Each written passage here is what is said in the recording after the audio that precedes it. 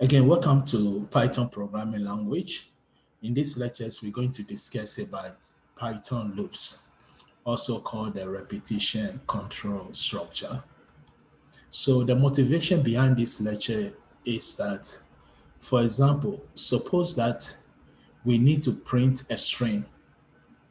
For example, programming is fun. So I need to print it 100 times. I want to print programming is fun 100 times. I don't want to write the print statement, or we don't need to write the print statement 100 times. We can have a loop and tell the loop to execute programming is fun 100 times. So which means I'm going to write programming is fun only once inside the loop and tell the loop to execute it 100 times. So here we say it will be tedious or even a lot of time to have to write the following statement 100 times. Print programming is fun 100 times. So how do we solve this problem? This is why, as we said, we use a loop and tell the loop to execute 100 times. So this is our problem. We wrote the print statement 100 times, which is not a good idea.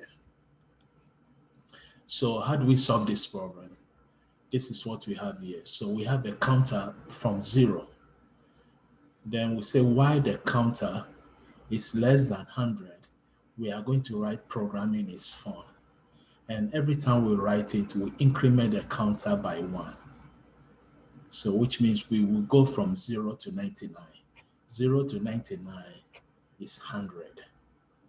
So again, let's go back. Instead of writing print statement 100 times, in this case, we write the print statement only once, but it's inside the while loop. And the condition is that first, we have a variable named count. This variable will initialize our counter, which means we are starting from 0. Now, if the variable value is less than 100, we are going to execute programming is fun, print it. Then we increment the count by 1.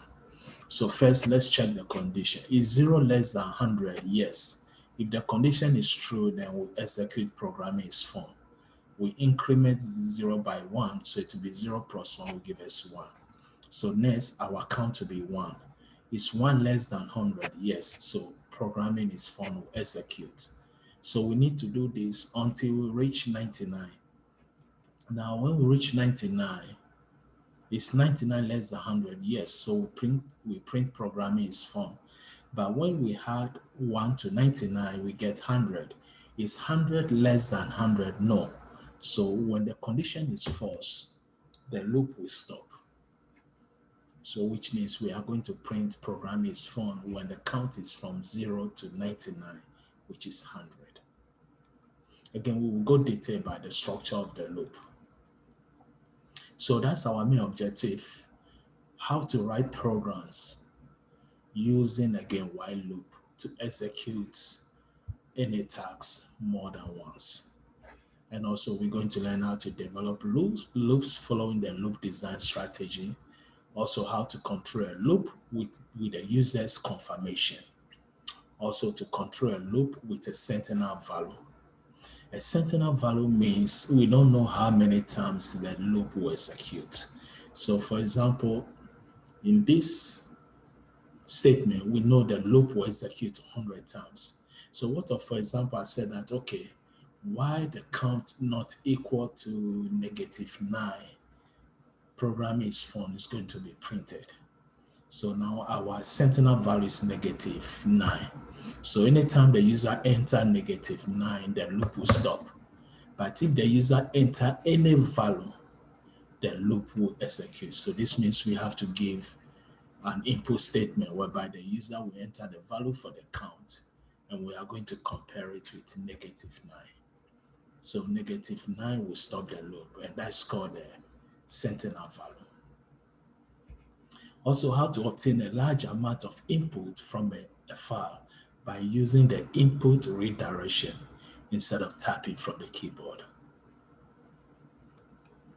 So let's start with the while loop first. Again, in Python, we have while loop and also we have for loop. So first we start with the while loop. So this is the syntax of a while loop. We have the keyword while, then we have a condition. So loop continuation condition. If the condition is true, the loop body will execute, which is the statement C will execute. If the condition is false, the loop will stop. So this is the flow diagram or the flowchart diagram. So we start out, again, we know execution starts from top down, which is the sequence shuffle. So here we are coming and we saw a condition. We said the loop continuation condition. If the condition is true, then we are going to execute our statement. That's the loop body. Then we go back again to check the condition. If it's true again, we execute and go back and check. If the condition is false, we come out of the loop, then we continue. So the loop is this area. You can see the arrow is going back to check condition every run. If the condition is false, we come out of the loop. So this is an example of what we said earlier. The example we saw, we want to print programming is fun 100 times. So we initialize our count from 0. So which means we are going to start from 0. We can initialize our count to any value. For example, if I initialize the count to 5, and I'll say less than 105, then I need to print 100. But here we say 0 to less than 100. Or we can initialize the count to 1. Then our condition will be count is less than or equal to 100. Or count is less than 101. It's still going to execute 100 times. So here we start from 0. We check if 0 is less than 100. Yes, then we print program is fun. We increment 0 by 1, so we get 1. We come back, so that's the diagram here. We come back to check again. Is 1 less than 100? Yes, we print program is fun. We increment by 1, now the count is 2. Is 2 less than 100? Yes, we print program is fun. We increment by 3, so we keep going until we reach 100. Is 100 less than 100? No, then we stop. So that's the flow chart diagram. We start from 0. Is 0 less than 100? True, then we print our statement, program is fun. We increment the counter by 1. Then we go and check again. Is 1 less than 100? Yes, true. So we print program is fun again. We increment the counter by 1. Then we keep going. Now, if we are using a Sentinel value, we don't need to increment any counter. But in this case, this is called a counter control loop. We know how many times the loop will execute, and it's based on the count variable. So let's see the tracing the while loop. So again, we initialize our count to 0. Then we are going to check. This is a condition saying that while count is less than 2. So initialize to 0. Is 0 less than 2? Yes, it's true. So if it's true, we are going to print program is fun. Print program is fun. Then we increment our counter by 1. Then we are going to check. And previously the count is 0. So count 0 plus 1 is 1. So now we're going to check is count less than 2, which is 1 is less than 2. Yes. So we print again. Print. Then we increment by 1 again. This time is 2. Is 2 less than 2? No, that's false. So here we have false. Since 2 is not less than 2, it's false. So in this case, we come out of the loop. We are not going to print no more. We come out of the loop. So let's see one programming example here. This is an advanced math learning tool. So in our previous lectures, in the unit 4-1, we wrote a program about a subtraction quiz. But what happened is that we get only one input. Then we ask the user for the correct answer. After user do it, that's it. Only once we can. But now with a loop, we can keep asking the user to enter the answer until it's correct. Or if it's correct, we can ask another question again in a loop. So here the program gives a that prompts the user to enter an answer for a question on subtraction. Using a loop, again, you can now rewrite the program to let the user enter a new answer until it gets it correct. In our previous program, we do a subtraction of two values. We ask the user to enter the answer. We compare the answer to the actual calculation. If it's true, we print out that that's correct. If it's false, we print that is not correct. Only once. But this time with a loop, if it's not correct, we can tell the user to keep answering the question to get it correct. So let's see how this program works. So as usual, we generate the random two input values. So we import the random class. Then we are generating a number between 0 to 9. So we say random dot round int. It's a whole number, so it's round int method. Then we generate a number to the variable name number 1. We generate a second random number between 0 to 9 to a variable name number 2. So again, Python, if we want to generate a number randomly, we can import the random class or package, you can call it. In terms of Java, we call random a package. So after we generate the two random numbers, now here we said if the first number is less than second number, we are going to swap it, which means we want to make sure the answer is positive. We want to tell at least the answer is 0 up. So this is a good thing about Python. To swipe two numbers is just to use the assignment operator. So you can see on my left side, I have number 1 first, number 2 second. But on my right side, I have number 2 first, number 1 second. So I'm swapping it. Normally in Java, we cannot do this. In Java means I have to declare third variable. Then I'll put the first value into the third variable. Then I'll take the second value to the first value. Then later I'll take the temporal value to the next variable. So if I want to swap, I need a temporary to hold one value and switch. But with Python, we use assignment operator. I have number 1 and number 2. I assign number 2 now to number 1 and assign number 1 to number 2.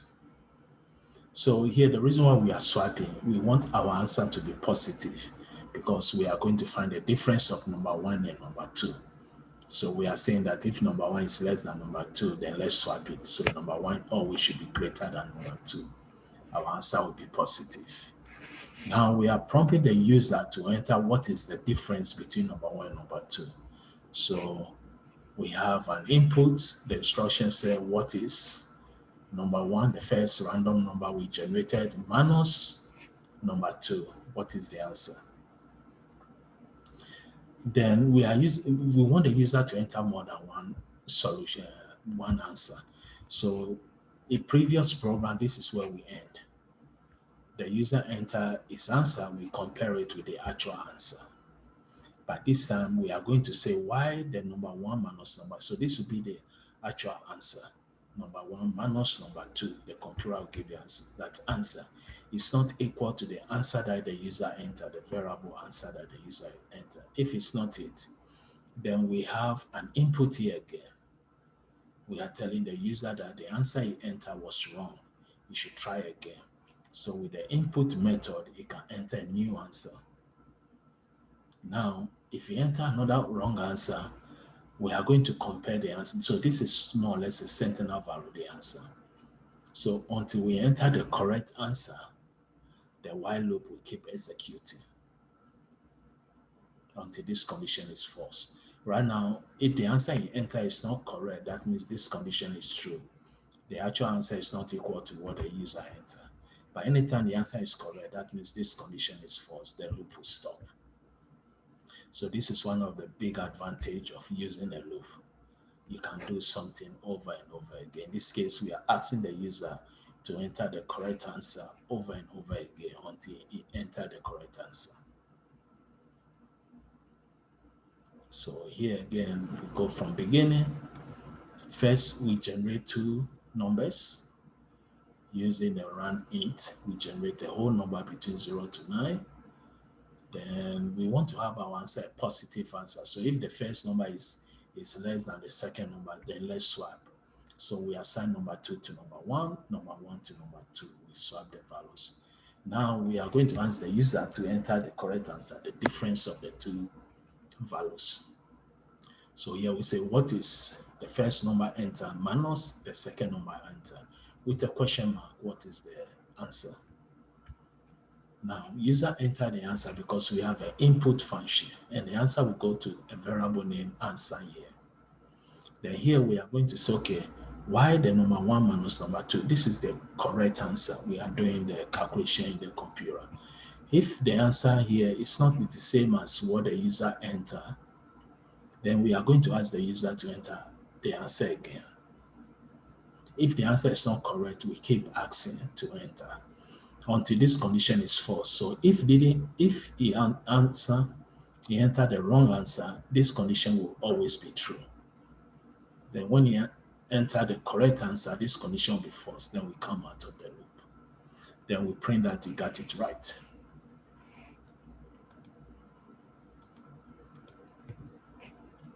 So we have another program called guessing the numbers.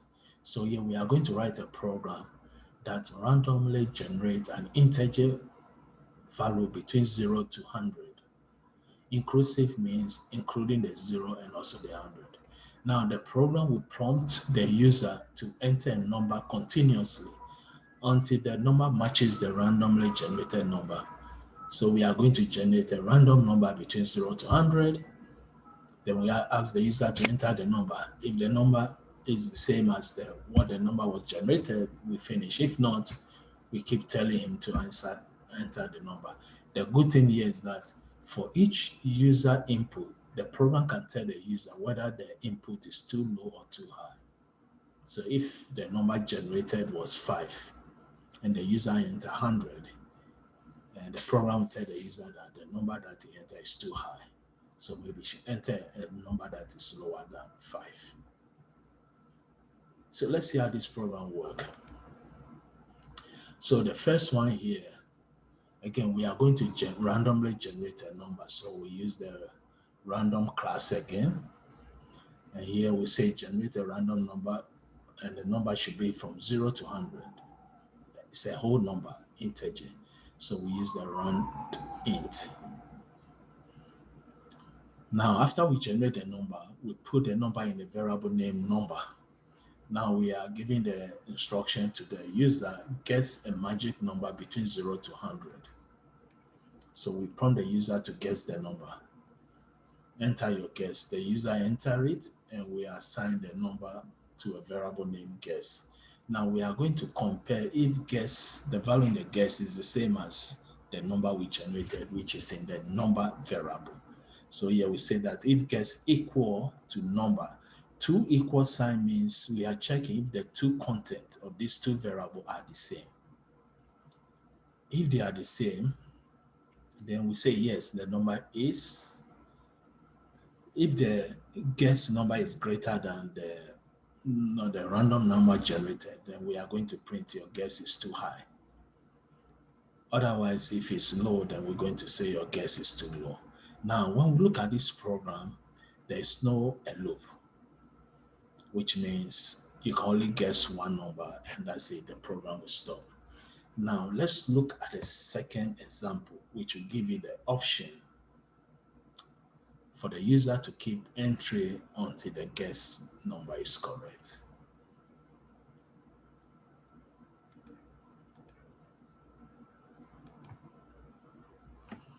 So here, the same thing again, we use the random class because we want to generate a random number between 0 to 100. So the argument is 0 to 100. Now we ask the user to guess a magic number that was generated. Now we have a flag variable here, name guess equal to -1. So this is more or less a Sentinel value concept now. So here we said that why the guess is not equal to number, then the user will keep entry. So here so in beginning the guess value is -1. Now remember the numbers we are generating is from 0 to 100, so there's no way we're going to generate a negative value.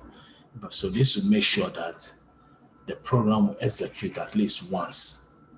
Ask the user. So -1 is not equal to the number because surely the number is positive value. So if not, we ask the user enter your guess. He enter the guess. Now we compare. If the guess equal to the number, then we print. So if the guess is greater than the number, we tell him the number you enter is too high. Otherwise, the number you enter is too low. But since if the number the user enter, remember all these statements is inside the while loop, we indent it. So if the number was correct, we come back here and we say, okay, let's say the number generated was 10 and the user entered 10. So this condition is true. We print out this statement. Then we come back here, we say is 10 not equal to 10. The condition is false. Remember we said the looping, anytime a condition is false, the loop will stop. So 10 not equal to 10 is a false. So we stop. Now let's say the number we enter was 20. That means it's greater than the guess. So here we say your guess is too high. So I'm going to guess a value that is less than 20 that I enter. So I may enter maybe 15 or something. We keep. So first we enter 20. Is 20 not equal to 10? Yes. So we follow until we enter the correct number. Then this loop condition will be false. So a guess is a Sentinel value.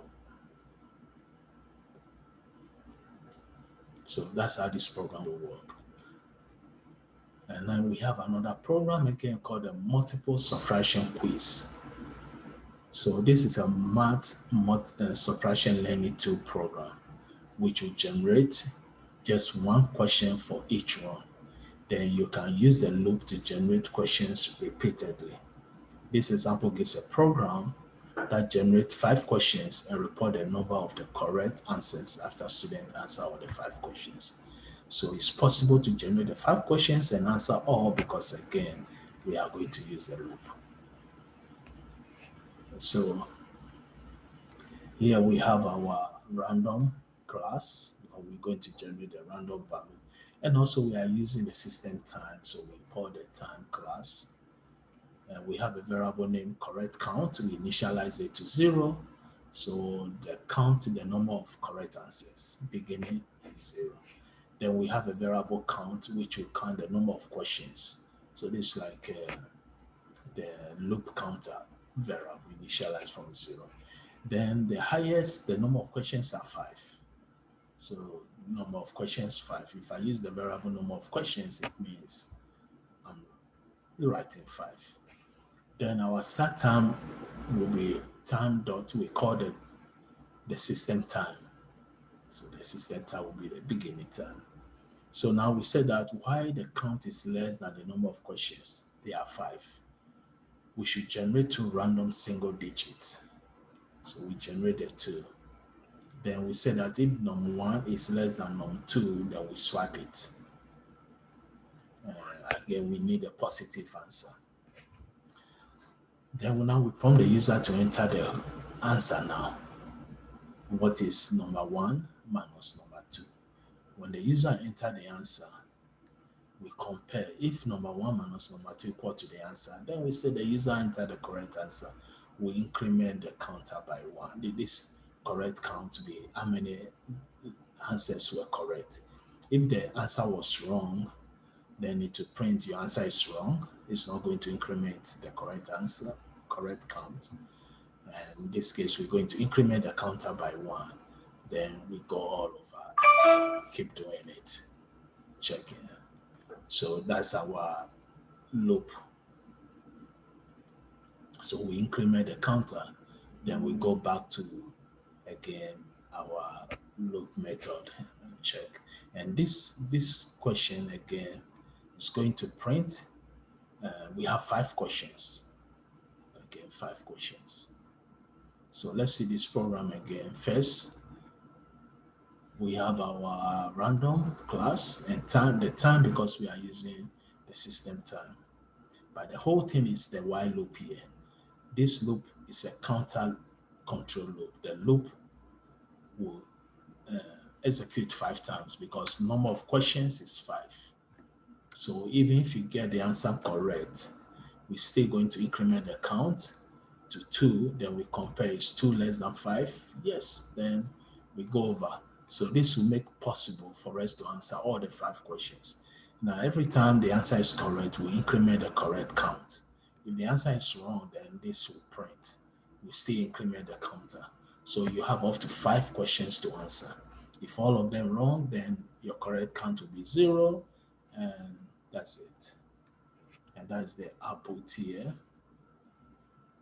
The correct count is whatever answers we got correct, how many of them we get correct. And we can try to show the code in line. Let's see if it will work. So we can see the line. Again, this is where most of our output after we finish it all. Because you can see line 34 to 37 is not in the while loop. So the while loop starts from line 10 till we reach line 32. And that will be 5 times the loop will execute.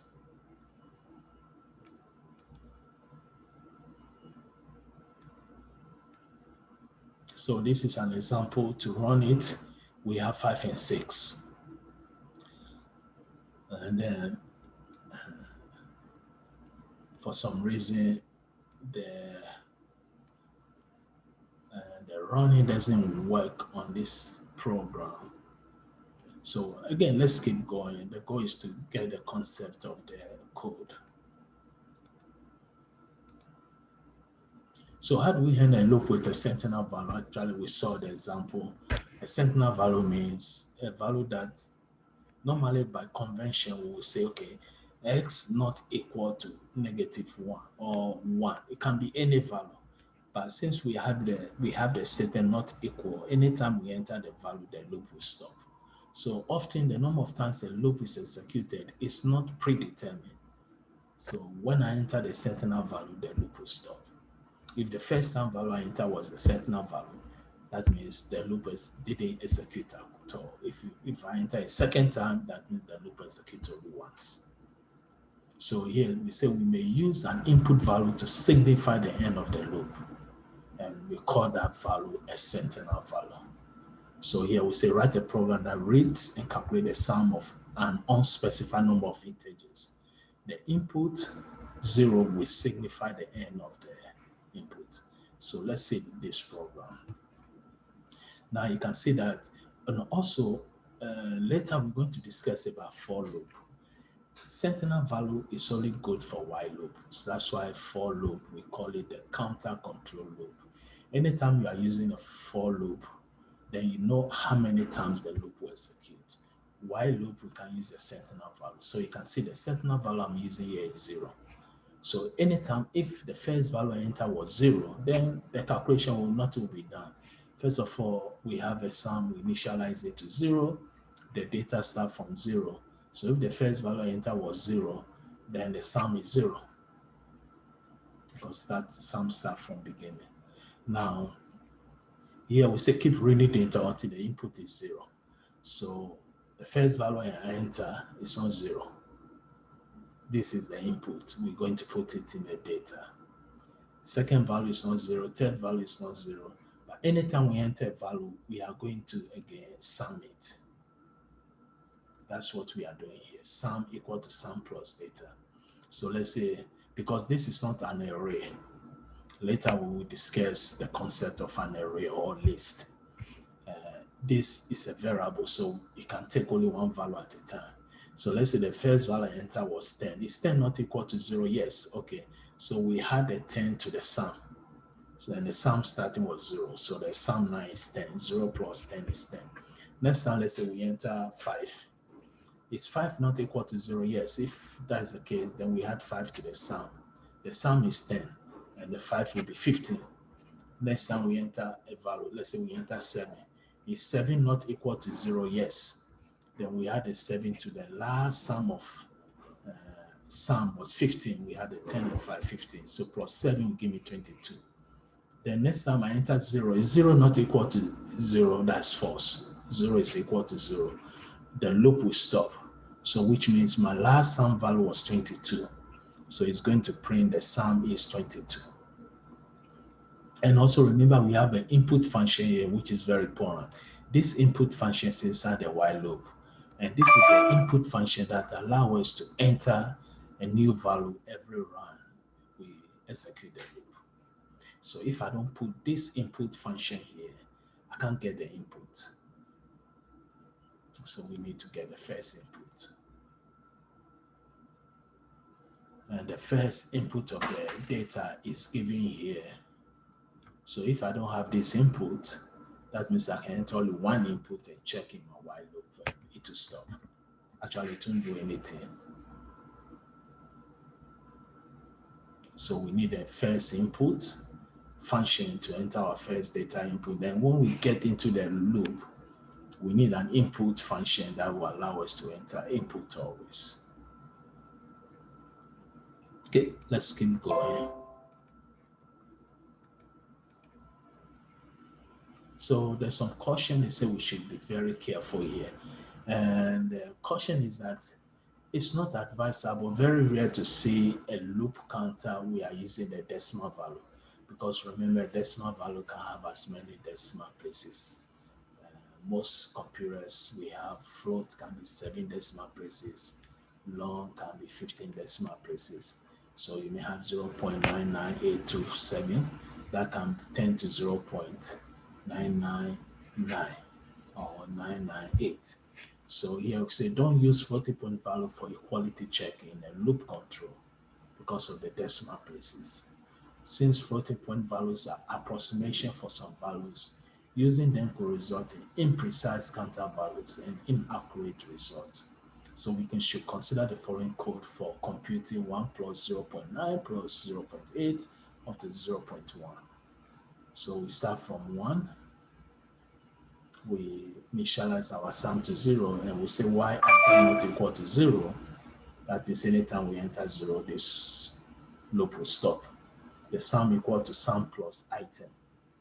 Then we decrement by 0.1. This is very, very serious because of the decimal places. So which means we start from 1, we decrement it to 0.9, we decrement 0.8. It may work, but sometimes because of decimal places, things answer can be slightly different. So here, for example, variables items start with 1 and reduce by 0.1, 0.1. Every time the loop executes, because we have here item equal to item minus 0.1. Now, when the item becomes 0, however, there's no guarantee that the item will be exactly 0, because the condition is until we reach 0, is 0 equal to 0? Yes, but will it guarantee, because we can move from 0.1, we can go from 0.001, 0.00. I mean, it can increase the decimal places. Here we say because floating point arithmetic is approximated, this loop seems okay on the surface, but actually an infinity loop because you will never reach 0. So that will be the conclusion of our lectures on Python loops. Again, these lectures we cover only the for loop. Only the while loop. In our next lectures, we are going to cover again the for loop. The while loop, as we said, if we know how many times the loop will execute, we can use it. This is the structure. We know it will execute 100 times. If we don't know how many times it will execute, we can use again a Sentinel value as we saw in the previous example. Let's see if we can do that very quick.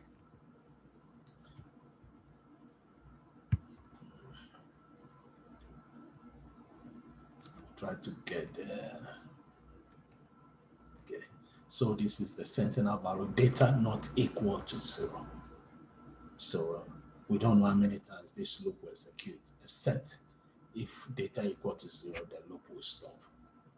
If it's not equal to 0, it will keep going. So again, I hope we see in our next lectures, which will be the for loop. Thank you.